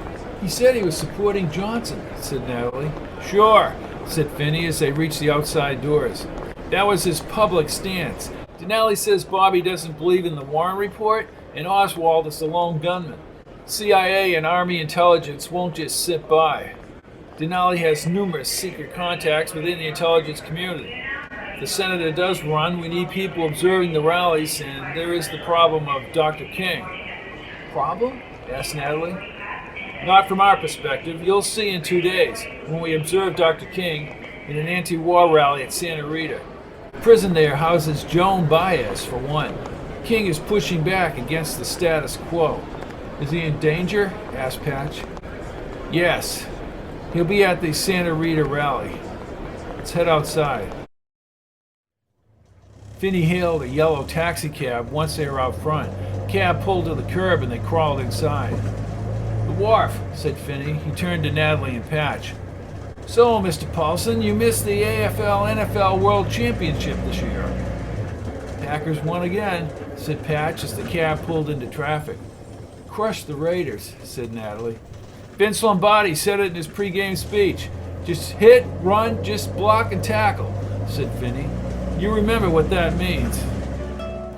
Catoni's on the wharf, San Francisco, California, January 12, 1968, 10:35 p.m. Patch leaned forward in the amber sconce glow toward Phinney across the table. The mandolin music quietly set the atmosphere, and the wall murals of gondolas in the Venetian canals lined the walls. The general conversation was minimal at first, but grew louder as the night progressed. Phinney leaned back as the waitress removed the rest of the plates and utensils. Meinkewitz, Patch pointed at Phinney. My next question. This comes through naval intelligence. He was in West Germany. That's all we have. That's enough. Then he must be alive. The Russians don't have him. Apparently he was supposed to be flown to the Soviet Union with you in 1961 before you two escaped and then killed Sanchez. That's right. They don't know why he's in West Germany? No. We'll contact you, Patch, if we hear anything. Ray will figure out what he needs to do. What about the potential Kennedy campaign? All he needs is an opening and he'll take on Johnson, said Phinney. How reliable are Denali's political contacts? Phinney nodded. Very. There'll be rallies and speeches if this campaign comes to fruition. We're worried about Finch. Just hire the monkeys from Gibraltar, said Patch. Phinney and Natalie laughed. I'm serious. Those monkeys disabled CIA agents. It's not just Finch, said Phinney. Just stay around the edges if this goes forward. Scan the rallies for people you know, Patch, or anything not right. The good thing for you guys is you're not in Europe, and everyone else, including Baker Finch, believed you were killed in a parish car crash. Just what does Denali hear about threats to Bobby? Asked Natalie. Phinney lifted his water glass to his lips. Everyone had refrained from drinking alcohol. Possible covert programs involving hypnosis and drugs. MK Ultra, said Patch. You know, they tried to get me in Guatemala. There's also talk of this hypnosis taking place around Los Angeles. For what? Unknown. The operation involving RFK is extremely dangerous. If he gains the presidency, heads will roll, but he needs political capital. In the meantime, Garrison proceeds with the Shaw trial, said Natalie. Disrupted by the usual suspects, added Patch. True, but Garrison will get his chance on national TV again. What do you mean, Phinney? Asked Natalie. The Tonight Show. Carson? Asked Patch. Yep. I want you two in that audience in Burbank, the end of the month, January 31st. Patch looked at Natalie. That would be cool, seeing Carson. I'm sure it would, but we want you to do the same kind of check you do at a rally. See who's in that audience. And stay in the shadows. That's the ticket.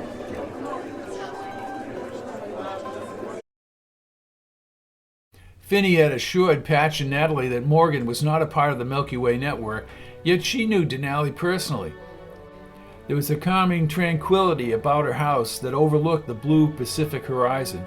A series of stones curved upward to a 1940s wood-framed home with an upper window, porch, and an addition housing the kitchen and sitting room. Morgan was a mother and housewife who graduated from Yale. She, like Garrison, had the 26 volumes of the Warren investigation. She wore a light teal sundress and served tea and cookies. Although she could pontificate, she also could focus on the salient facts. Patch thought she had a larger intellect than her peaceful personality would indicate. Behind her were books spread over shelves and a small desk and filing cabinet. My research material is compiled from 15 newspapers a day and a couple of hundred magazines a month. There are things out there, but you just have to find them. What about Garrison? Asked Phinney. Well, last year I went to New Orleans to assist Garrison. I told him of the importation of Nazis into the United States post-World War II and the assassination. Well, what did he say? He listened, but no public comments, said Patch. Correct. Let's not forget about the Americans with Nazi connections. Such as? Asked Phinney. Start with John J. McCloy. On the Warren Commission, said Natalie. With a quick laugh, she began. McCloy blocked the executions of Nazi war criminals, forced a pact with the Vichy regime of pro-Nazi Admiral Darlan, displaced Japanese Americans here in California to internment camps, refused to recommend the bombing of Nazi concentration camps to spare the inmates on grounds the cost would be out of proportion to any possible benefits. He refused Jewish refugees entry into the U.S. He even helped that butcher, Klaus Barbie. It's all connected, isn't it, Anna? Said Patch. Unfortunately, yes. And Garrison is prosecuting Clay Shaw. She furrowed her brow. One more thing. McCloy shared a box with Hitler at the 1936 Olympics. He was in contact with Rudolf Hess before the Nazi leader made a mysterious flight to England in 1941. Well, this is bad stuff, said Phinney. Let me tell you what you're up against. They continued their worldwide fascist campaign after World War II. They went underground and overthrew one country after another. The United States, too. What's happening to us is a classic case of destroying us, and by the same people who have been at the top since World War II. Most anything Americana is being infiltrated, murdered, infected, poisoned, or deregulated. Well, how do we stop them? Asked Natalie. Step one is the truth, getting the truth out there. Most people have to be on board. The multitude has to demand the truth. Nothing worse than looking back and regretting not having done what was important to you. Don't die before you're dead. Absolutely, said Phinney. You need to explore Dulles and the Nazis in the Gaulle organization, brought into CIA. Only if everyone speaks up can these people be taken on. Gaulle helped him overthrow a freely elected Iranian government, and Hoover hated the Kennedys. Do you know about the de Gaulle report? Anna paused and stood. Then she walked over to the window overlooking the Pacific. Gerard may get his money, but he runs the risk of having Finch find him. Orders are to capture and not kill Gerard. Who is Bellini, Anna? She turned and crossed her arms. Could be code for something else. I'm sorry, I don't know. But remember what I said. You must convince everyone that the powers to be killed John F. Kennedy. She turned and crossed her arms. If you can't do that, then you should just hide yourself away and enjoy your life. Martin Luther King remarks, anti-war rally, Santa Rita Prison, Pleasanton, California, January 14, 1968. Patch zipped up an olive frill-lined army jacket. The air was cooler, the sky a powder gray, and the protest crowd was empowered by the presence of Dr. King within the protesters against the Vietnam War. Although a serious protest, King seemed genuinely enheartened to be with the crowd.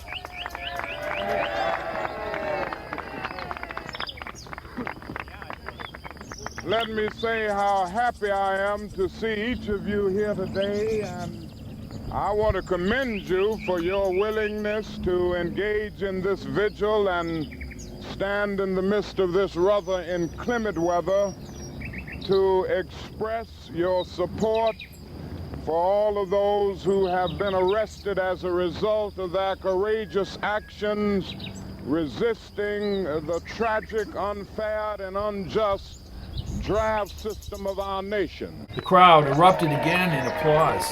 Patch and Natalie stood at the edge of a service road away from the crowd. Phinney was on the other side of the demonstration. They were all surveilling the crowd for operatives they may have met in the past. My very dear friend, Joan Baez, her mother, and our dear friend Ira Sandpearl. And they all send their greetings and their best wishes to you. And I might say they are in good spirits. You know, when you go to jail for a righteous cause, you can accept the inconveniences of jail with a kind of inner sense of calm and an inner sense of peace. And this is everything looks like what it is, said Phinney, wearing a Berkeley hooded sweatshirt as he returned.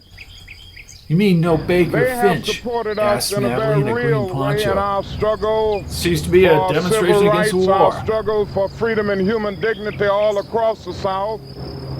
And I decided that in a way, or rather as an expression of my appreciation for what they are doing for the peace movement and for what they have done for the civil rights movement, I would take time out of my schedule to come out to see them, to visit them, and let them know that they have our absolute support. And I might say that I see these two struggles as one struggle. There can be There can be no justice without peace, and there can be no peace. People ask me from time to time, aren't you getting out of your field? Aren't you supposed to be working in civil rights? And they go on to say the two issues are not to be mixed. And my only answer is that I have been working too long and too hard now against segregated public accommodations to end up at this stage of my life segregating my moral concern.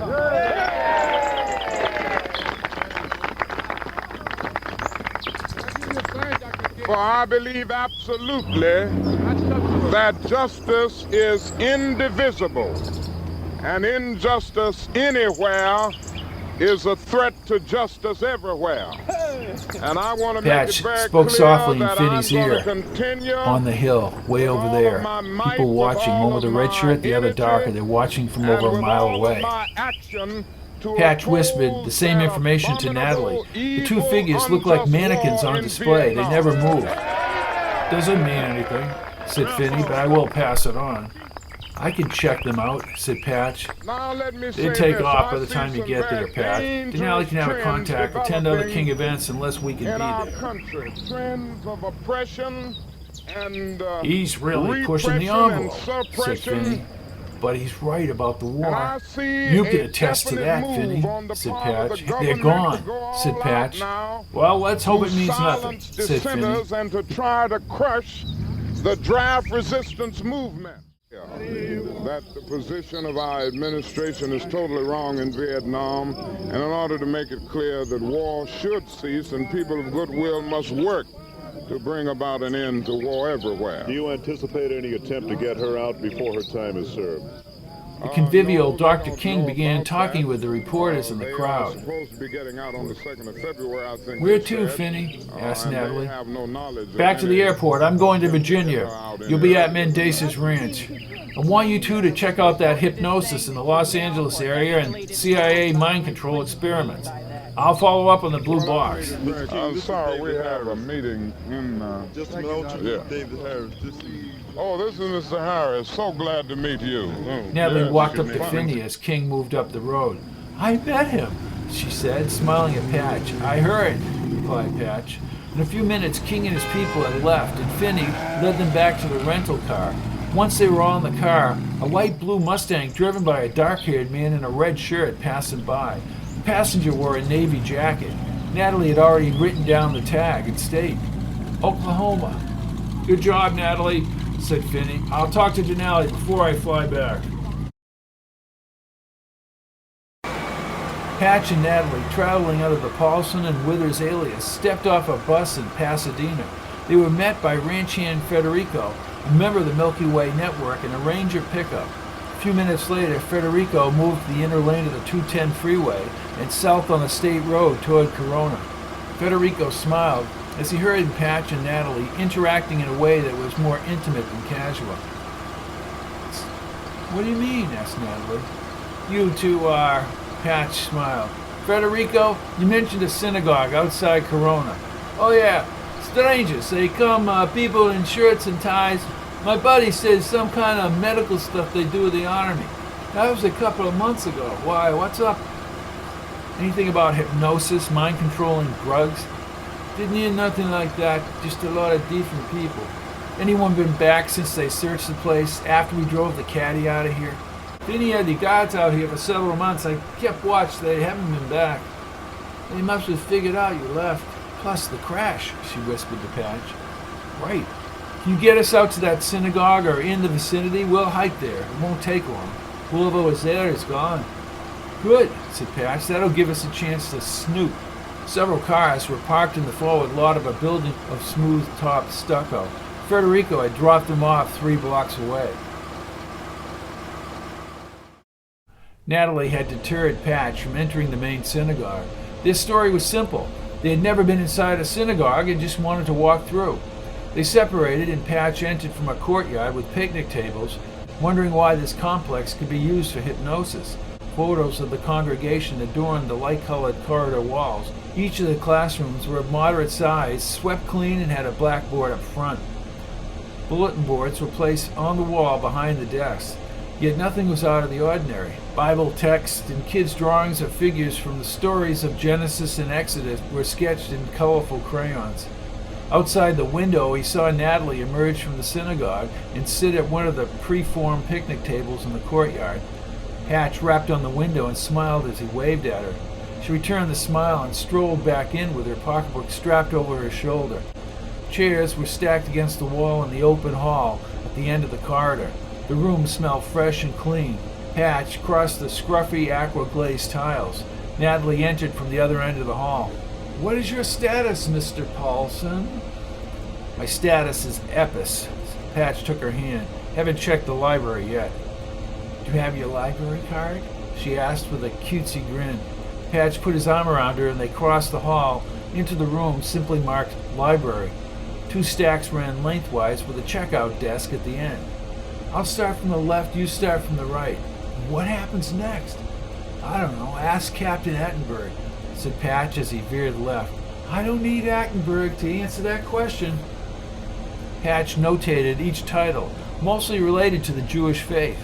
He looked for scraps of paper or something left behind by those who used the building for nefarious purposes.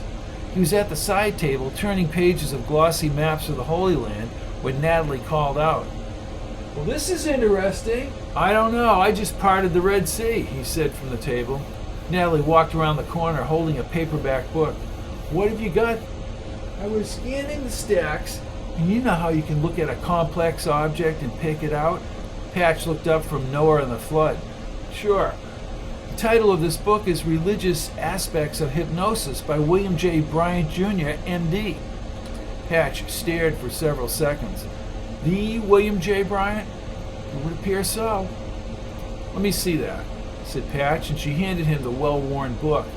The binding was wrinkled from use. Why is that book here at all? Could be a coincidence, said Patch. You know the old saying, there are no conspiracies, but there are no coincidences. There's a section in there of hypnosis in the Jewish faith. Well, there's other faiths in here too, said Patch, checking the index. We need to read this. I agree.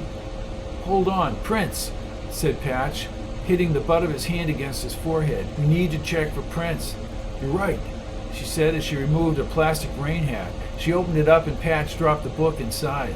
The door closed back at the hall. Natalie dropped the rain hat with the book into her pocketbook. In the doorway, an elderly man scowled. Who are you people? Well, we've never been to a synagogue. You want to tell that to the cops? He growled. What kind of an attitude is that? Asked Patch. It's a good attitude, he said, stepping over the phone. Don't you allow newcomers to view your faith? Asked Natalie. He picked up the receiver and was about to dial. Of course we do, said a shorter man with wide shoulders. The old man opened his eyes. Oh, Rabbi! You like our library, Miss Withers? You have a wide assortment of books, said Natalie. This is my friend, Mr. Paulson. Mr. Paulson. Well, I'm impressed that you have a hall for your congregation, said Patch. A community hall.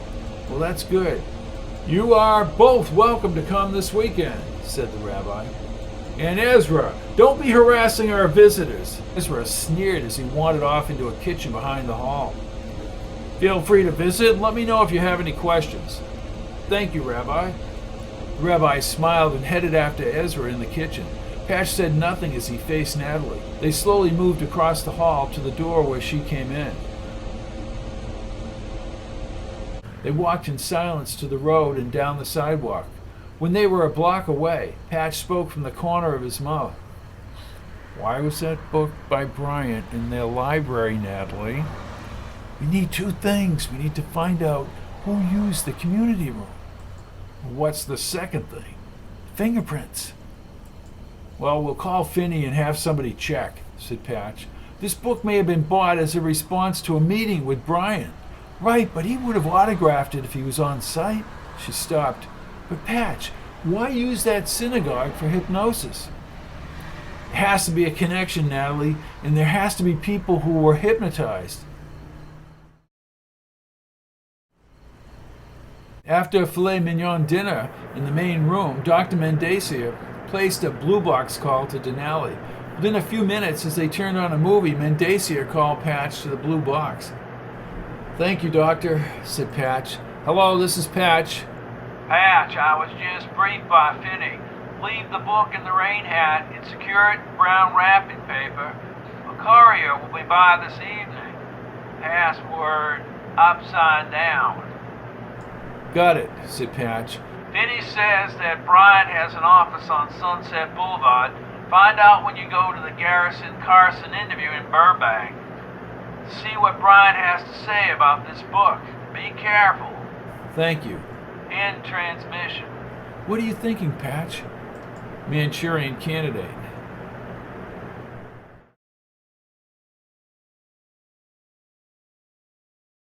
Los Angeles, California. January 31st, 1968. Federico slowed as they neared a two-story building that looked more like a combination of a Frank Lloyd Wright home exclusively designed for Midas muffler. The two-story linear structure was set in staggered modules with a useless ornamental piping that Patch at first thought was scaffolding. American Institute of Hypnosis? Asked Natalie. What's the plan, Patch? Tell Bryant we want an autographed copy of the book, said Patch as he placed a blue L.A. Dodgers hat on his head and adjusted the mirror. Religious aspect of hypnosis. Correct, said Patch. I'll go in alone so they don't associate us together. I'm going to tell him direct that I saw his book out at the synagogue. I'll gauge his reaction and find out if he's been out there. I'm giving you 5 minutes, Patch. If this guy is a contract player for CIA, you could be in great danger. Since when have we not been in great danger? Patch winked at her and exited the truck. He descended the stair and opened up a brown metal frame glass door. Inside the air-conditioned office, a young woman with long blonde hair peered up from the front desk. She looked him over as if he were Elvis. Is Dr. Bryan in today? Do you have an appointment? No, I don't. She stood. Her slacks were form-fitted to her curves and her lips were ruby red. Then he's not here. Are you sure? I want to get an autographed copy of Religious Aspects of Hypnosis. Why? Does it matter why? Asked Patch, checking the side offices. Do you know how much a big deal Dr. Bryant is? She asked, putting her hand on her hip. He's world-renowned. Look, honey, I just want his name on a book. You don't qualify, doofus. He left his book out at the synagogue. You tell him that. Synagogue. Corona, he knows. Dr. Bryant is in London. Then I guess I'm out of luck. He turned and retreated out the front door, wondering if he had done the right thing, baiting Bryant. Natalie opened the truck door. How did it go? Was he in there? She asked. Patch pressed his lips. He's in London. I think I just set off a time bomb. Pull out of here, Federico. So he was in there, she asked as Federico looked over his shoulder and pulled back onto Sunset. No, but I set up the secretary. Said I wanted the autograph because I saw the book out at the Corona Synagogue. We can tell Phinney that the famous Dr. William J. Bryant of the American Institute of Hypnosis will be back in Corona. And we'll either send someone out there to look for the book or perhaps go out himself. Why do you say that, Patch?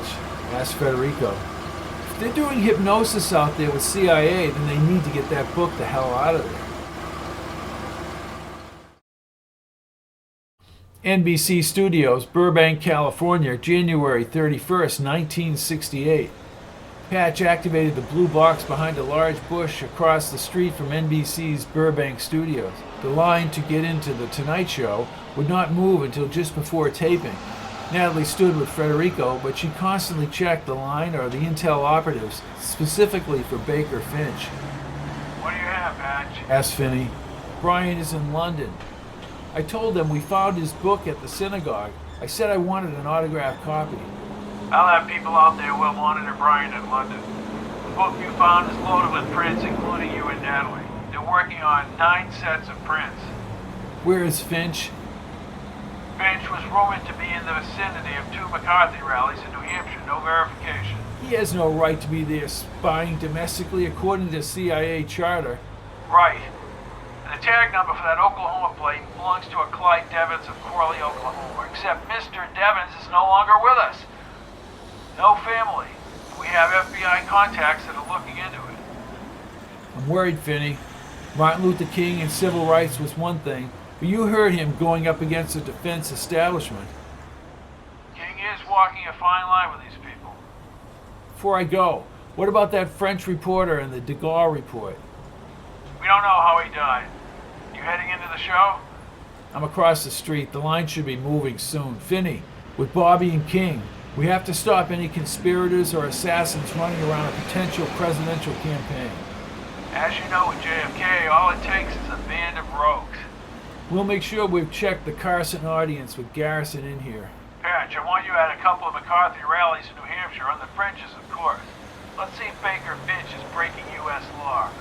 Be damn careful and stay DOA in his mind. Don't forget about Ray. We have it. Good luck.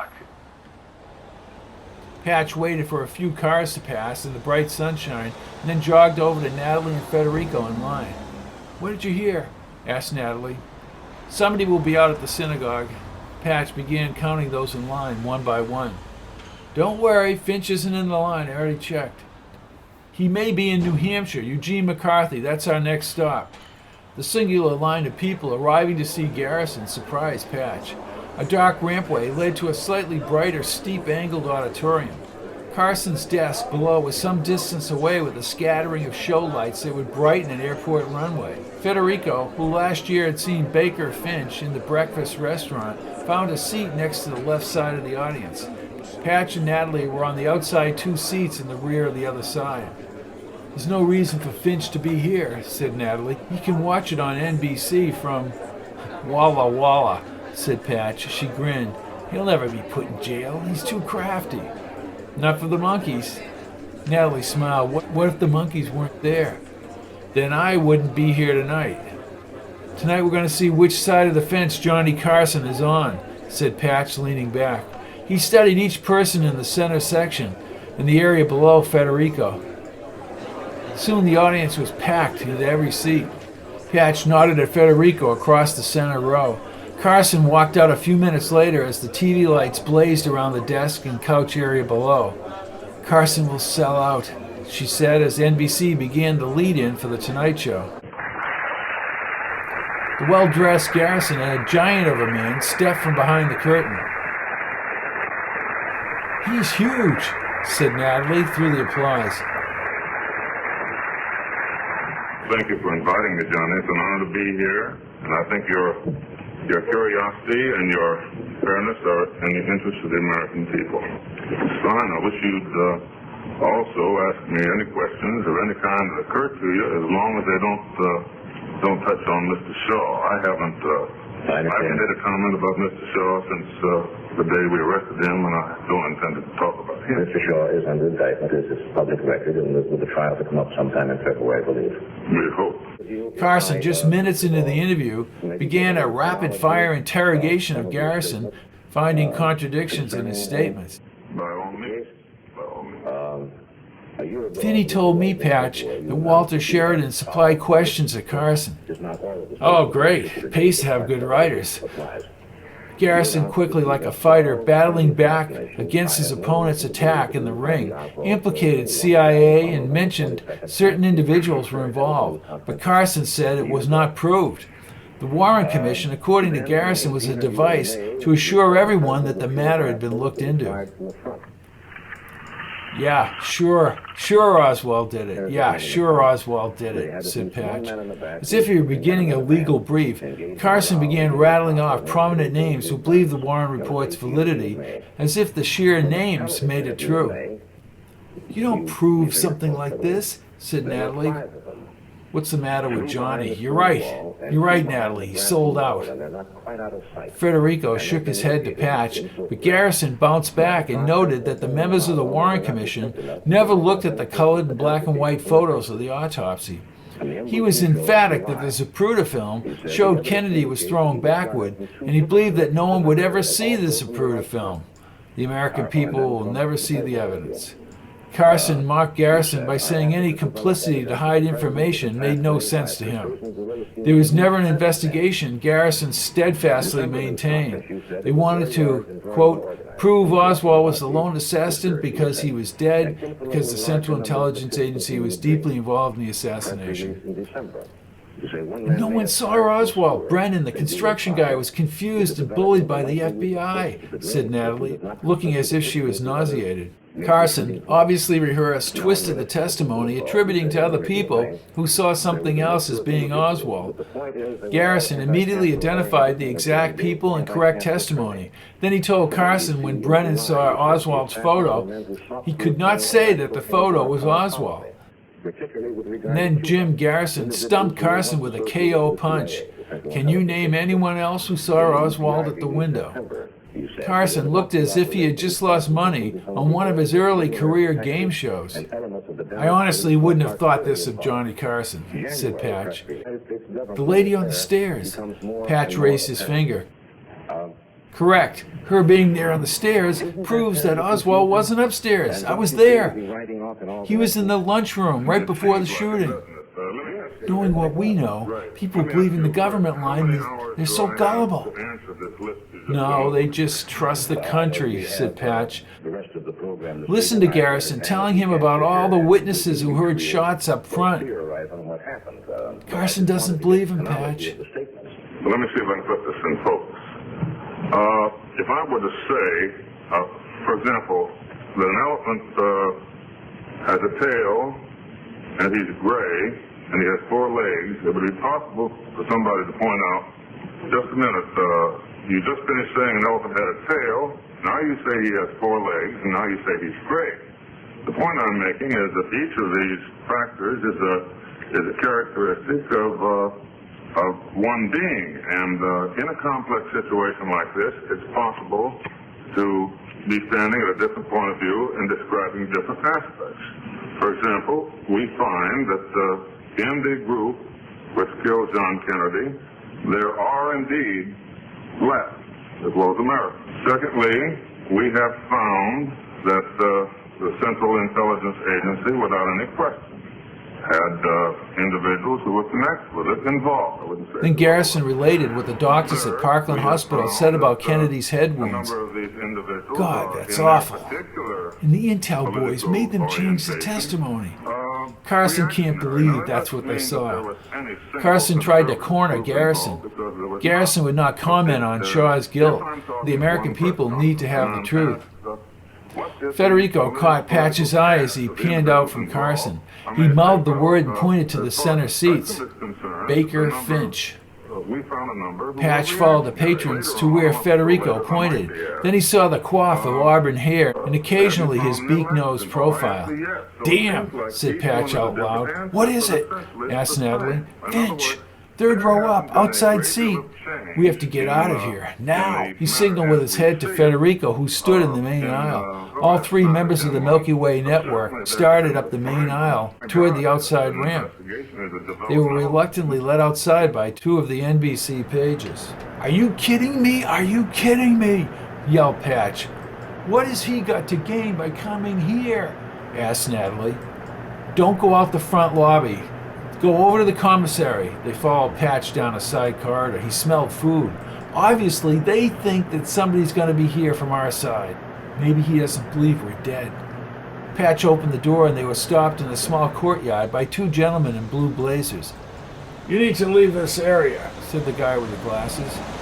"That's all we want to do. I have to catch a flight." "Oh, then head out to the sidewalk. The door locks once you get outside." "Thank you." "Yes, sir." "You must have a trusting face, Patch Kincaid." "No, Meinkewitz said he was the luckiest guy on the planet," said Federico. Patch spotted the truck up ahead. "Federico, can you get us to Burbank Airport?" "Sure, but that airport has a very steep takeoff." "I don't care if we're taking off from an aircraft carrier." "Sure, it's 10 minutes from here." He neared the truck. "Inside, let's go." Once inside, Federico started into traffic. Natalie grabbed Patch's arm. "Did you see anyone else, Patch?" "First of all, I never thought Finch would show up here, and neither did Denali or Phinney. CIA has staked out the place for sure, probably after we got inside, so we or anyone of interest would be trapped in those seats. How would they even know we're alive?" "Finch has 3 huge assets. First, he's persistent, he's smart, and he has remarkable intuition. That's what makes him so good. We're going to Minnesota." "I thought we were going to New Hampshire and McCarthy," she said. "We will. I'll make the assumption that they might know about that flight. We'll have Phinney cancel it. We'll fly to Vegas and then Minnesota." "Minnesota?" she asked. "Moses Granville's mother. I don't want to leave Moses' memory behind. Patch Kincaid, you never fail to amaze me."